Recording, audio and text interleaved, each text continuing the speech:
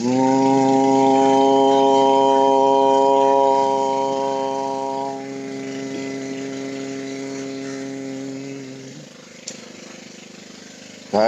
पर्याय विद्महे ज्ञानलिङ्गेश्वराय धीमहि तन्नो गुरुः प्रचोदयात्।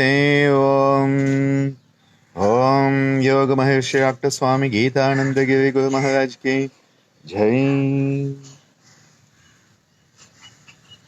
Namaste, Swagatam, and welcome to yet another session of us coming together to explore further depth of the beautiful practices of the Gitananda tradition. Today is a very special day. Every day is a special day, but today is a very special day. And this day is celebrated as Buddha Purnima, the full moon that is related to the Maha Avatara of Gautama Buddha, and a very beautiful moment for us to, on this full moon, contemplate the great teachings of one of the very great masters of humanity. It is also in this part of the world celebrated as Chitra Paurnami. Paurnami is the Tamil version of Purnima, full moon.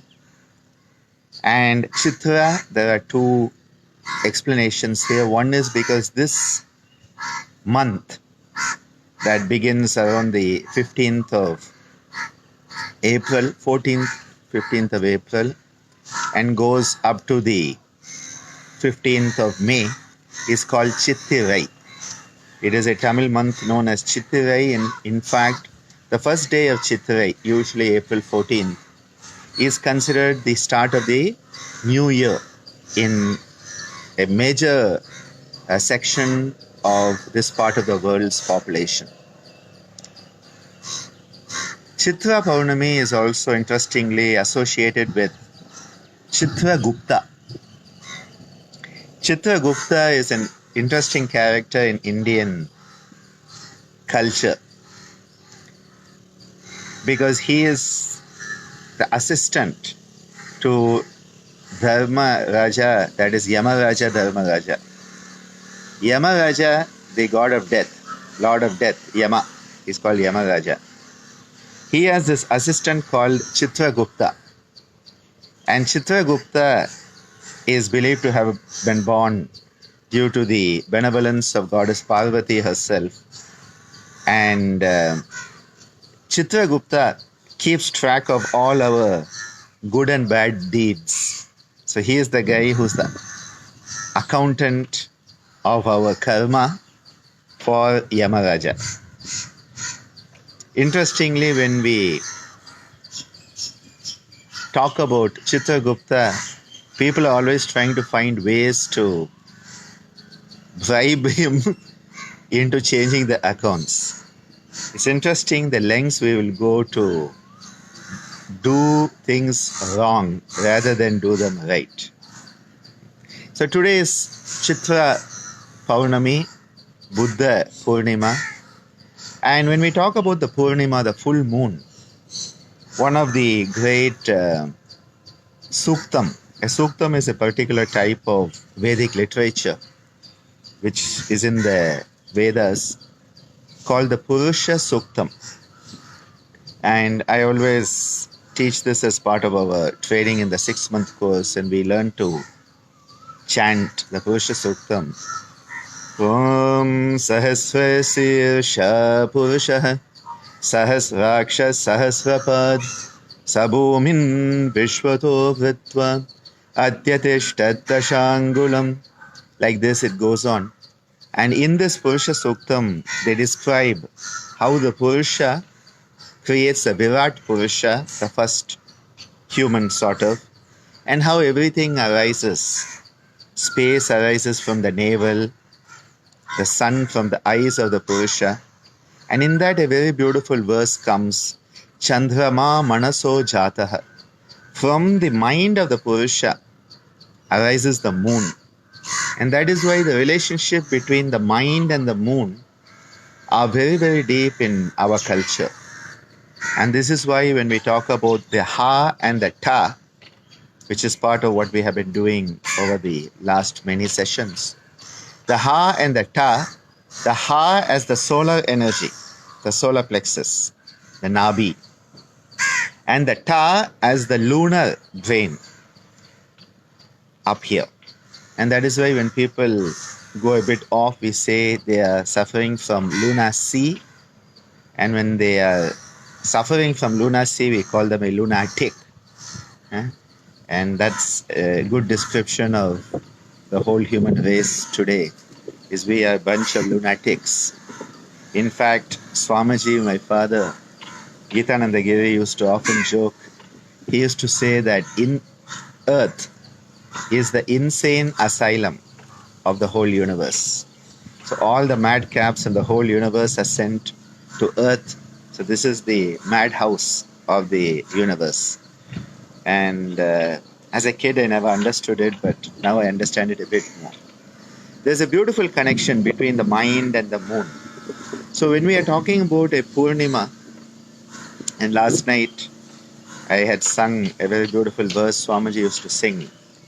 Om Chandra Shri Chandra Purna Chandra Om Shukla Chandra Krishna Chandra Purna Chandra Om Chandra Shri Chandra Purna Chandra Om, offering our salutations to the lunar flow of energies.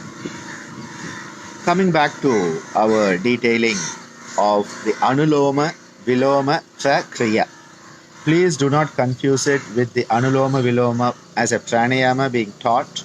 That's a very different concept, and in fact, one has to be very careful, and I'm going to say it again and again. It is very important to understand the context of the teachings. So in the Gitananda tradition, we do not have an Anuloma Viloma Pranayama. We do not. But we have an Anuloma Viloma Kriya, which is a Prakriya, a higher action. A Kriya is an action. If you want to define a Kriya, you could say a Kriya is a systematic, rational movement.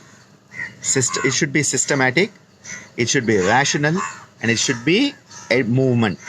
Now the movement can be of the body, the movement can be of the breath, the movement can be of the mind, or the movement of the emotions.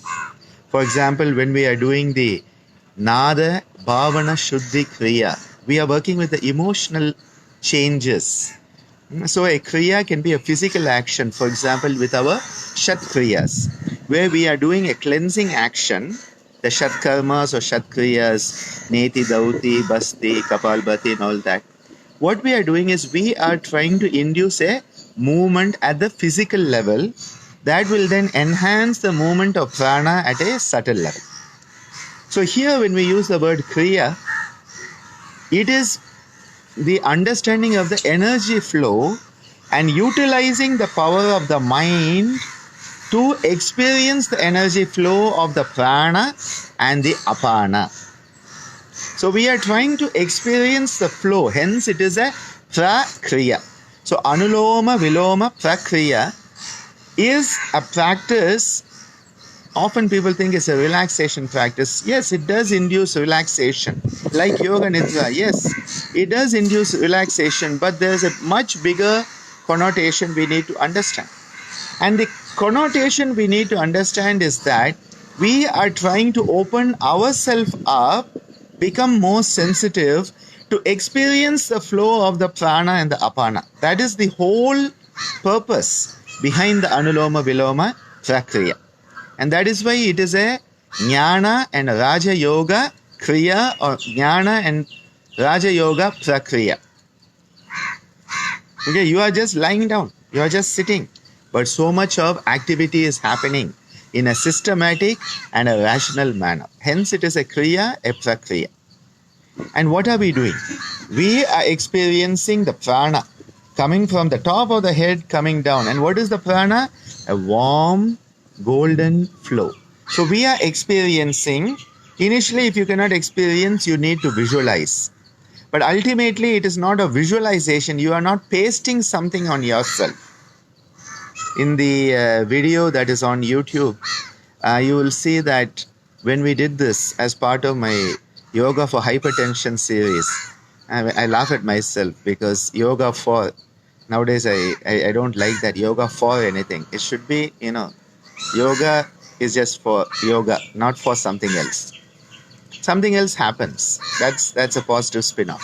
So coming back, in that DVD, which is now on the YouTube, thanks to Naveen Daswaniji, you will find that what we did was we had one of my students lying down, and you had this warm golden energy depicted as a graphic coming down from head to the feet, and then the cool silvery apana graphic, which is an arrow going up and out. Same way in my father's correspondence course, the yoga step by step, you have this image. So the mind thinks, oh, it is just a visualization. You are just pasting something. You are just labeling something. It is not a label. It is not pasting. It's not just a graphic. It is a flow of energy. You have to become sensitive and experience. But in order to experience it, you have to know what it is. You have to know what to look for. If I just send you into a room, you have no idea what you have to look for. But if I say, go into that room and look for a pink bottle on a brown table, I have given you the visualization, you know what to look for, and then you can focus your mind to look for it and find it. So here, initially, when we say visualize, the idea is to help you look for what you are looking for and find it. But it is an experience. So you experience the prana, and the prana from above the head is coming down. The warm golden prana as you breathe in is coming down to the feet, and the cool silvery apana is coming from the feet up through the body, up to the top of the head. And it is done on the Savitri pranayama. So you are breathing in, and then that pranic energy is being held just outside the bottom of your feet. You could say about 6 inches. That is the zone. 6 inches above the top of the head, 6 inches below the bottom of the feet. That is sort of your zone, the region in which you are working. So it is your physical body plus 6 inches plus 6, 12 inches. And that is a very important concept, that this 12 inches beyond the body, 6 and 6, is sort of where you are working with what would be called your pranamaya kosha, the energy existence.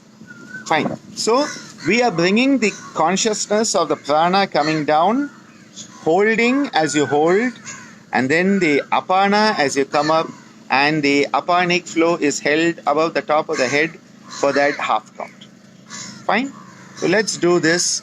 Take up a lying down position, head to the north, or if you want to do it sitting. If you are doing sitting, in the Gitananda tradition, any time of the day if you are doing it, you would face north. Okay, so I'm repeating that. If you are doing it, generally you would face north. But if it is in the morning at sunrise, you face east.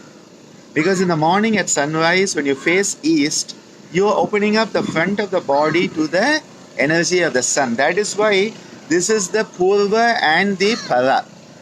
That is why the Paschima is the back of the body, because it faces away from the sun in the morning, whereas Purva is the front of the body which faces the sun. So this is considered the east.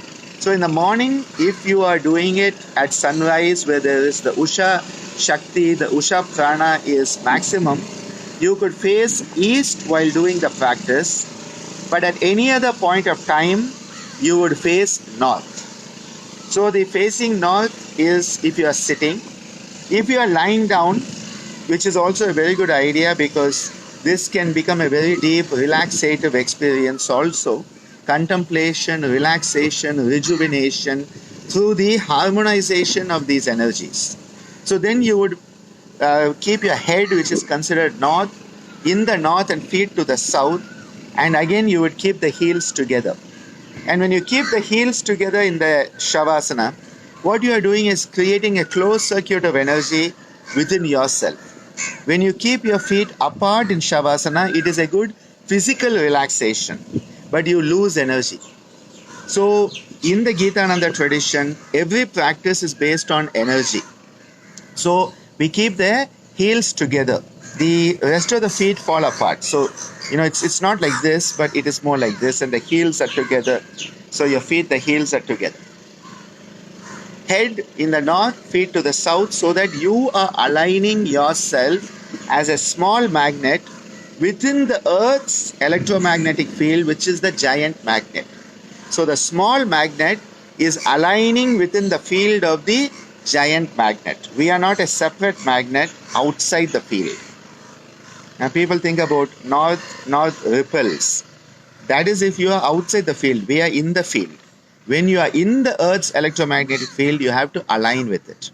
Okay, so if you have a big magnet and you put a small magnet, it will align to that field. That is called polarity. That is called polarization.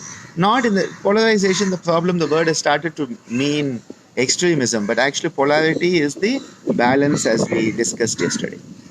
So taking up a nice lying down position or a seated position, let us now perform 9 rounds of the Savitri Pranayama, the 8-4 count, that is the 4th ala.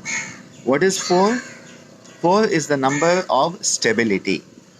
The 4 walls of the house, the 4 feet of a table. You have normally 4 feet for a chair, and 4 legs for a chair. The 4 is a number of stability, the 4 pillars of society. The number 4 is a number of stability on which building can occur. What is the building? The 8. So the 8 is an externalized building, which is what the physical body is. So we are working with the structure when we use the 8-4. So lying down or sitting, if you are sitting, make sure your spine is well aligned and as erect as possible. I'm not using the word straight because the spine is never straight. It can be erect and it can be aligned. A well aligned back, neck and head. Breathing out. Now as you breathe in, visualizing the prana coming in from the top of the head. In, 2, 3, 4, 5, 6, 7, 8. Hold the prana below the feet. 3, 4. Now breathing out, the cool silvery apana coming up. 3, 4, 5, 6, 7, 8. Holding it above the head. 3, 4. Breathe in. 2, 3, 4, 5, 6, 7, 8. Hold. 2, 3, 4. Out.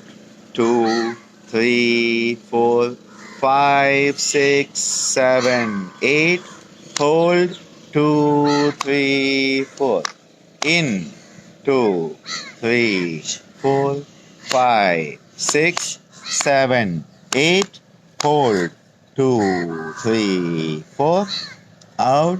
2, 3, 4, 5, 6, 7, 8. Hold. 2, 3, 4. In. 2, 3, 4, 5, 6, 7, 8. Hold. 2, 3, 4. Out. 2, 3, 4, 5, 6, 7, 8. Hold. 2, 3, 4. In. 2, 3, 4, 5, 6, 7, 8. Hold. 2, 3, 4. Out. 2, 3, 4, 5, 6, 7, 8. Hold. 2, 3, 4. In.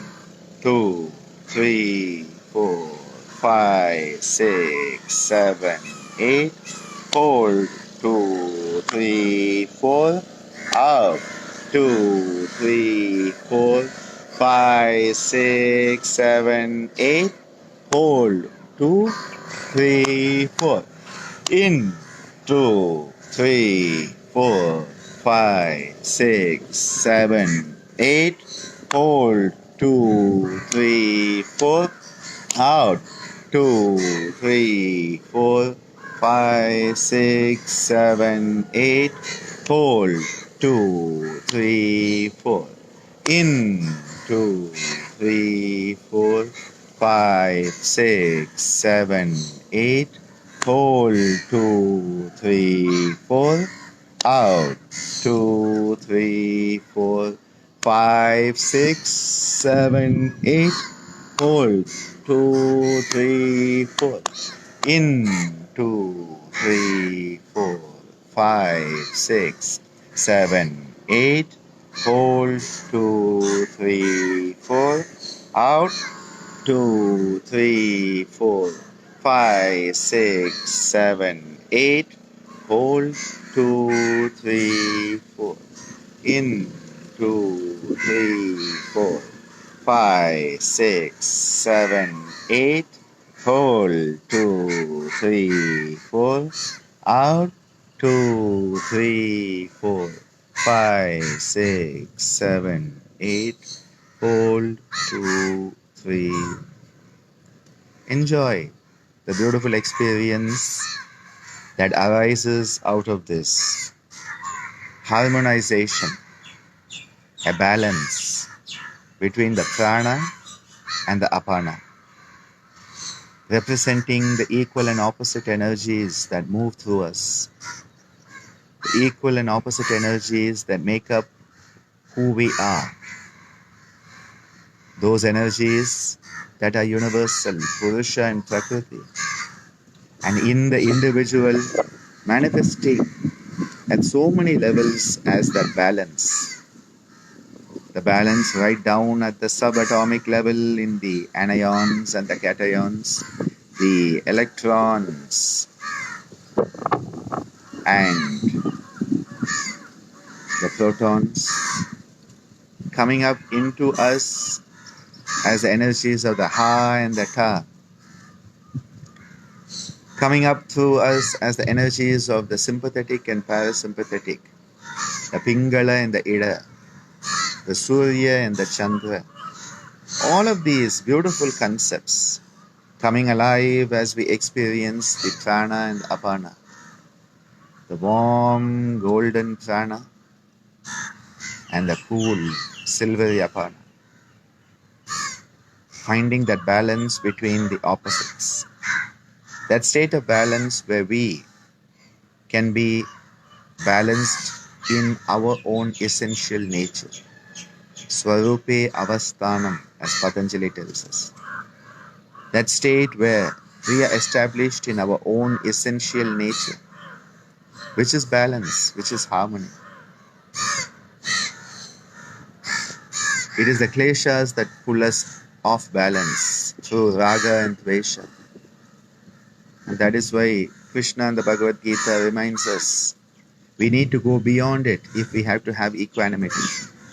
Raga dvesha viyuktaistu vishayanindriyascharan atma vashyai videyatma prasadam adhigacchati, he says.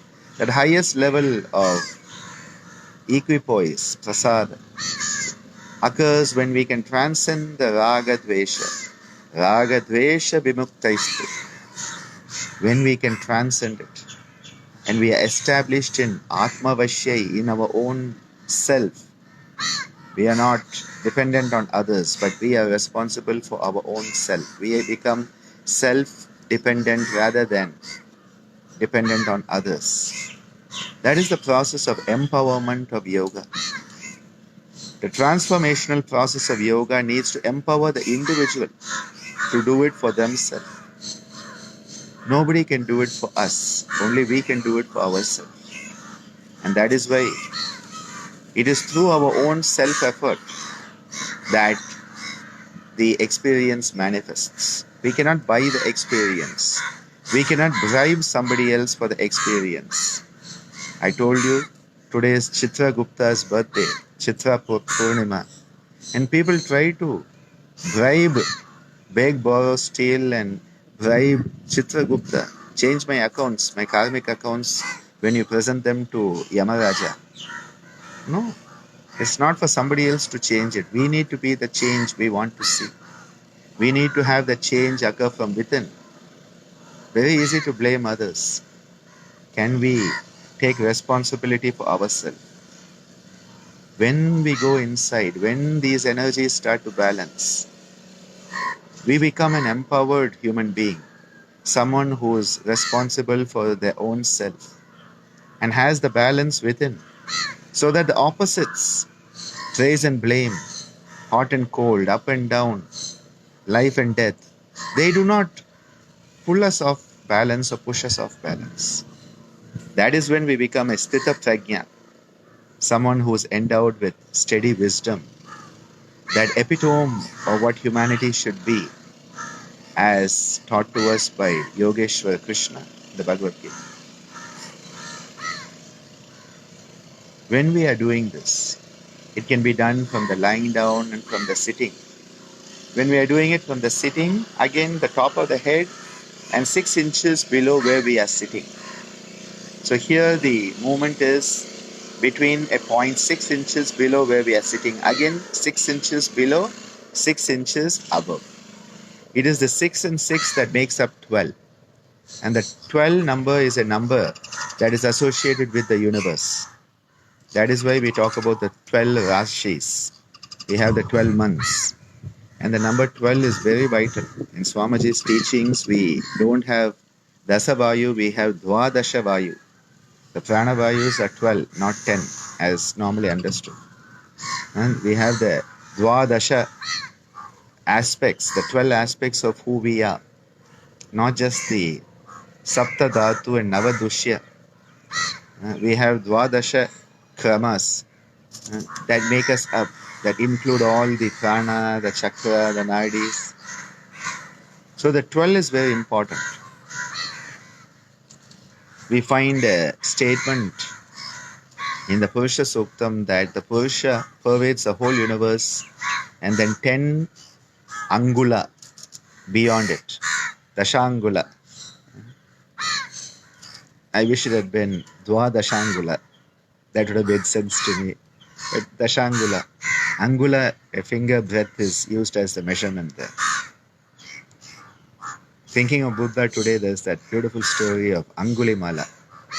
Speaking of Angula, and how that violent, subhuman creature, Angulimala, who used to cut off fingers of people and put it around his neck, transforms into the non-violentness thanks to the energy of Buddha. It is said that Buddha's aura could be felt miles away. When we perform the Anuloma Viloma Prakriya, we are working with these beautiful energies, harmonizing ourselves. And if you have been lying down doing this all this time,